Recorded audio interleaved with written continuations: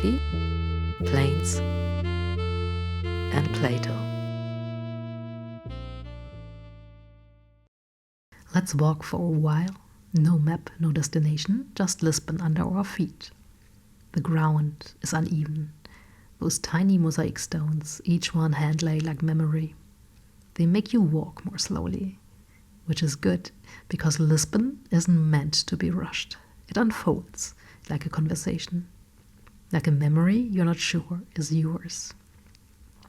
Welcome to this episode. I'm Semra and ask today, is saudade just the ache of memory, or is it the soul remembering something your mind forgot? The gentle melancholy of the quiet Lisbon streets, where the tram turns a corner, as if turning a page in a sad book.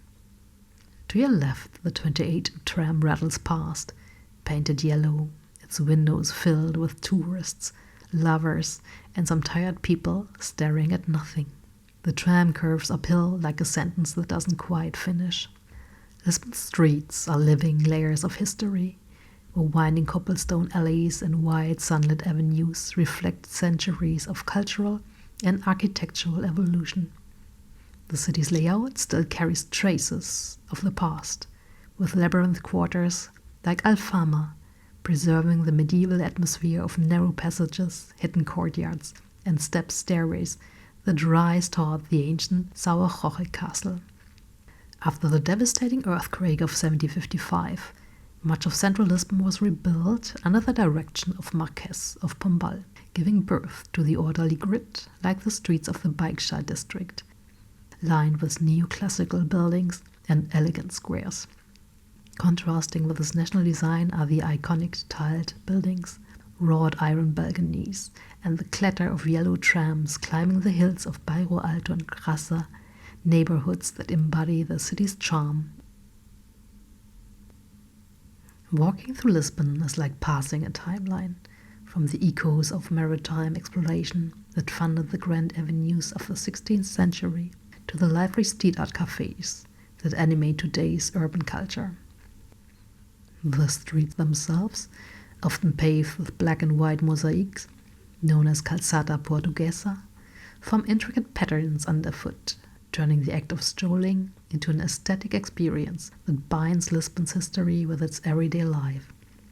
Lisbon's rebirth after the catastrophic earthquake of 1755 is one of the most remarkable stories of urban resilience in European history. The disaster struck on All Saints' Day, when churches were filled with worshippers. The tremors began around 9:40 in the morning and lasted for several minutes. Historians estimate the quake's magnitude to have been between 8.5 and 9 on the Richter scale, making it one of the strongest ever recorded in Europe. Within moments, thousands of buildings collapsed, including cathedrals, monasteries, royal palaces, and libraries, bringing with it violent tremors, a massive tsunami, and uncontrollable fires that destroyed churches and priceless manuscripts. Survivors who fled to the riverfront for safety were caught by a massive tsunami, waves reaching up to 20 meters that swept into the city. At the same time, fires broke out across Lisbon, fueled by candles and broken oil lamps, raged for nearly a week, reducing much of the capital to ashes. The human toll was staggering. Estimates suggested that between 30,000 and 50,000 people died in Lisbon alone, while many more perished along Portugal's coastlines, in Spain, North Africa, and even across the Atlantic, where the tsunami reached the Caribbean. Beyond immediate destruction, the earthquake had profound social and philosophical consequences. In a deeply religious society, the disaster raised troubling questions about divine justice. Why would such devastation strike on a holy day? These doubts influenced Enlightenment thinkers such as Voltaire, who referenced the tragedy and Candide as a critique of blind optimism. Politically, the catastrophe gave Marquess of Pombal an opportunity to consolidate power. He imposed strict measures to maintain order, including burying the dead quickly to prevent disease, and organizing the clearing of the rubble. His decision to rebuild Lisbon on a modern grid with earthquake-resistant buildings and grand public squares. Thus, while the 1755 earthquake nearly erased Lisbon from the map, it also transformed the city into a symbol of rebirth, scientific progress, and the enduring strength of human will. You pass a narrow street, laundry hanging like flags of ordinary life. A woman feeds her little canary bird on a tiny balcony. She doesn't look at you, but she knows you're there. You keep walking. Somewhere a fado singer holds a note too long, and it touches something in you. A music woven from longing, love, and loss. A voice trembling between sorrow and beauty, carried by the gentle cry of the Portuguese guitar. Each note feels like a story whispered by the city itself, of sailors gazing towards the horizon, of hearts broken and mended, of joy fleeting like a shadow at dusk. In Fado, silence is as powerful as a song, for in every pause lives the weight of the memory, and in every refrain the grit of people who find poetry in their pain. Saudade, the word, has no perfect translation. It's a feeling that resists explanation. It lives in a space between presence and absence, a kind of longing that doesn't always have an object. And you feel it in the poetry of Florbela Espanca, one of Portugal's most haunting female voices. Born in 1894 in Alentejo, Florbela was not just a poet, she was a storm in human form. She was a woman ahead of her time, passionate, unapologetic, poetic, and ultimately tragic.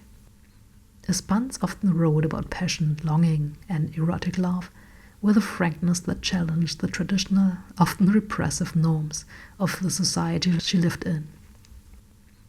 She gave voice to a strong, complex female self, expressing both vulnerability and independence. Loneliness, melancholy, and a sense of being misunderstood recur frequently in her poetry. In a world that expected women to be silent and small, she wrote about love, loss, passion, and death, all dripping with the ache of saudade.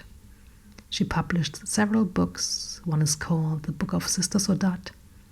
Here I paraphrase one of her poems, where she described herself as a bride of solitude, married not to a man, but to eternal yearning. She wanders through life with a heart full of unfulfilled desire, yet her suffering is also source of a strange beauty. She compares her pain to a wounded bird that still sings, and embraces her sorrow as a constant companion, transforming pain into art.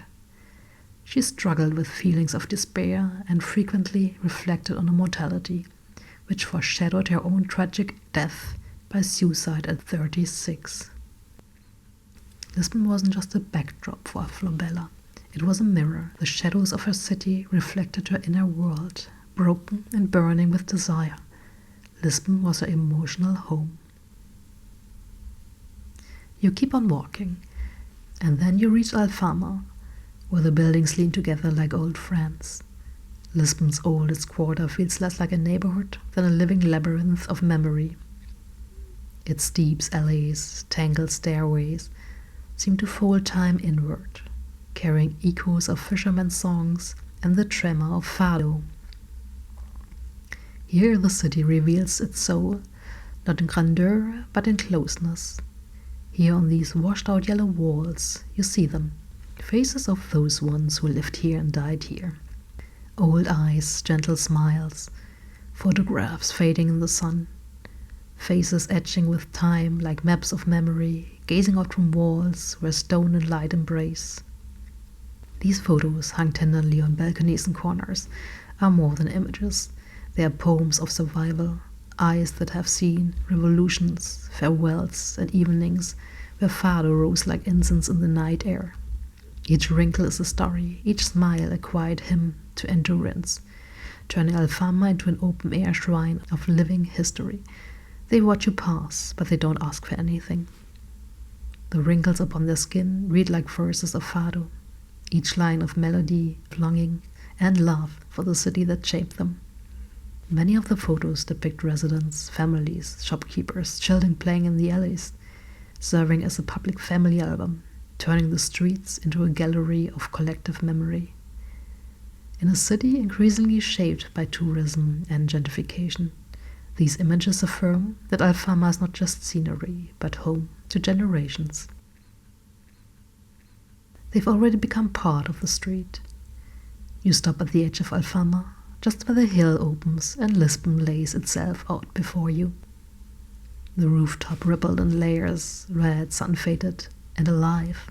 The Tagus River glows in the distance, wide, slow, patient. Somewhere far off, a ferry crosses, tiny and deliberate, leaving a thin white line in the water, like someone underlining a sentence in a book you'll never read again.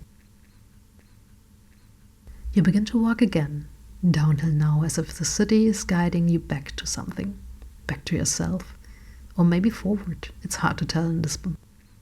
The streets are narrow, they twist like sentences in a language you almost understand.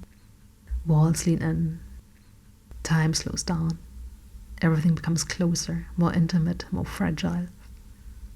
Lisbon is fading into the golden hour, where the light softens and the city begins to remember itself. You pass tiled buildings with peeling stories. You pass a bakery still warm from the oven. You pass your own reflection in a shop window, a little older, a little quieter. You step out of the maze of streets, and there it is, Praça de Comércio, one of Lisbon's most iconic plazas, which was historically the gateway to the city for traders and explorers arriving by sea. Wide, golden, and still. And in the center of the square, King José sits on his horse, stone and silence, facing the water, forever waiting. The river opens in front of you like a breath held too long, the place where Lisbon ends and everything else begins. The wind brushes your face like a memory, not yours exactly, but familiar, like the feeling you get just before waking from a beautiful dream. You stand there, and you don't need to say anything. You've made it to the river, and somehow you feel it, that strange, beautiful ache. Saudade. When we travel, we step outside the routine narrative of our lives, become more aware, more fragile, more open. Saudade often surfaces in these moments of emotional dislocation, and realize that no one here knows our name, when we imagine a life in a city we'll never live in. To notice how it feels to be alone in a coffee shop at 5 p.m., watching the light falling through dusty glass, watching a businessman reading a book silently. We come to cities like Lisbon searching for something, a story, a stillness, a self we haven't met yet. It gives us space to feel, and the silence to hear what we've been carrying all along. Every smell, every sound, every crumbling building becomes unreasonably meaningful. We project our longing onto unfamiliar streets. Those streets reflect us back, and pieces we didn't know we'd lost, and the ache of possibilities. Sometimes travel shows us how unrooted we really are, how many unlived lives we carry within us, and how many versions of ourselves we left behind. I have within me all the dreams of the world. Fernando Pessoa, Lisbon's most famous poet and philosopher, created entire philosophical systems through his alter egos. Not just pen names, but fully fleshed out alternative identities with their own biographies, styles, and worldviews. Pessoa rarely left Lisbon, but through his alter egos he lived multiple inner lives, suggesting that the real journey is the one inside. For him, saudade was a creative and spiritual force, tied to the imagination and to the yearning for what cannot be fully possessed. He often connected saudade with Portugal's sense of destiny, history, and not just personal, but national, treating as a collective yearning, filling the infinite to the finite. Saudade meant for him a philosophical puzzle, inviting you to reflect on identity, multiplicity of the self, and the impossibility of a single, authentic perspective. Walking through the city with Pessoa in mind becomes an exercise in questioning who we really are. Lisbon is not a city we pass through, it's a city that passes through us. To walk through Lisbon is to discover that a city is not outside me but inside. The streets rise and fall like the thoughts of Pessoa, uneven, broken, and yet certain. Lisbon taught him to think, to long, not for what has been, but for what can never really fully exist. This explains why he could never be one man, but he had to be many. In a city built of light and shadow, Pessoa chose to inhabit the shadow that multiply. From the outside, his Lisbon is unsettling, admitting that identity is not a possession, but a performance, that walking the city is not knowing about it, but about discovering how unknowable we ourselves are. Some see Lisbon as picturesque, hills bathed in light, tiled buildings, the melancholy echo of Fado. Yet for Pessoa, these surfaces were metaphors of the inner world. The broken patterns of azulejos mirrored the disunity of the self. The endless descent to the Tagus became allegory for the flow of consciousness, ceaseless and with anchorage. Lisbon Pessoa's writing is never stable. It is the geography of multiplicity. Lisbon is not a place but many. Medieval Alfama, bourgeois Chiado, maritime Belém. Just as the city resists singular definition, Pessoa resists the unity of a singular authorial voice. To read him is to wander Lisbon's neighborhoods, never reaching a final center. Saudade isn't something you escape. It's something you learn to sit with, to listen to hold. Lisbon doesn't demand your attention. It invites your silence. You don't need to speak the language to understand it. You feel it in your chest.